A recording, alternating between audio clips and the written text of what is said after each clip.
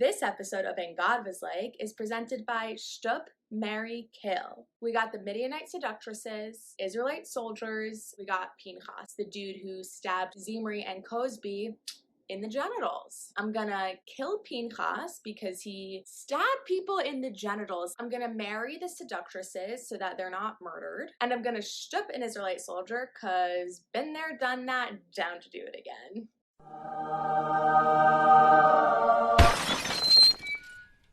Welcome back to another episode of And God Was Like. I'm your host, Ariel Kaplan. In these two Torah readings, God manages to cram in ethnic cleansing, genocide, and sexism.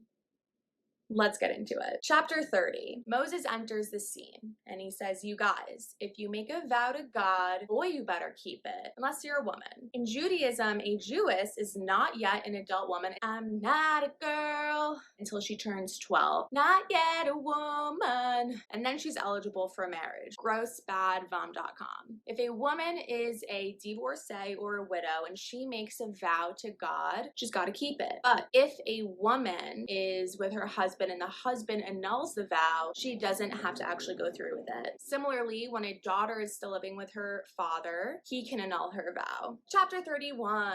God wages a war against the Midianites to avenge the Israelites who were poor, innocent victims of seduction.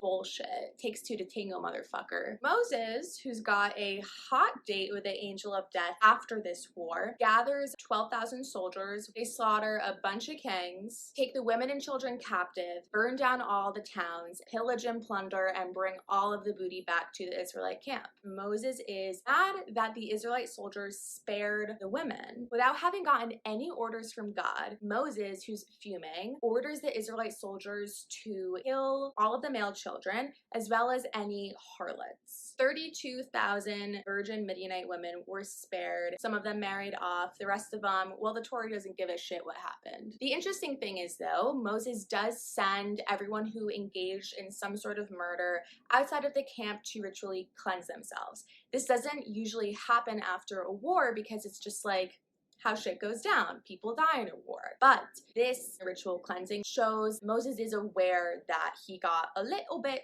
too angry and murdering the seductresses and the children was probably not that kosher. Chapter 32.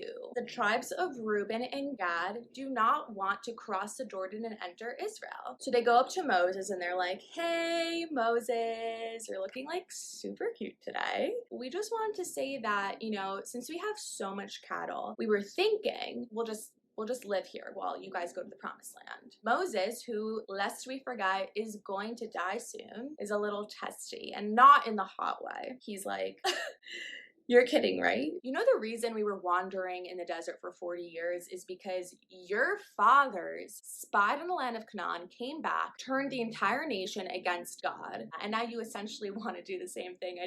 I don't understand. So Reuben and Gad are like, nah, dude, chill, all right? We will escort everybody to the land of Israel, help defeat all the Canaanites, and once everyone's settled and moved in and you got your toiletries from Target and shit, then we'll go home. Capisce? And Moses is like, capisce. Chapter 33. So when the Israelites get to Canaan, there's going to be a whole lot of pagan worship. And God commands Moses to command the Israelites to destroy every cult place, every molten image, every idol, because if they don't, God will smite the Israelites. He is so afraid of pagan worship. And we see that sometimes the Israelites do engage in cult worship, but aren't all religions a cult? Chapter 34. Sin, lies, and injustice. These are the ingredients God does not want in the promised land. God creates a judicial system of sorts. When everyone arrives at Canaan, they're going to create 6 safe places, aka refugee cities, aka prisons. God creates a prison system. In these cities, people who are on trial for murder will have a safe space to be evil together. So these are the following murder laws that God creates. In the case of a homicide, when somebody kills someone else intentionally, that guy can only be brought to trial if there are 2 eyewitnesses. But there's not really a trial. If 2 people were there, then In the case of involuntary manslaughter, he would be sent to the safe space while he's waiting to be put on trial. If he runs away, then you have to kill him, because like, what's he fleeing? Justice? I don't think so. Chapter 36. The Daughters of Salem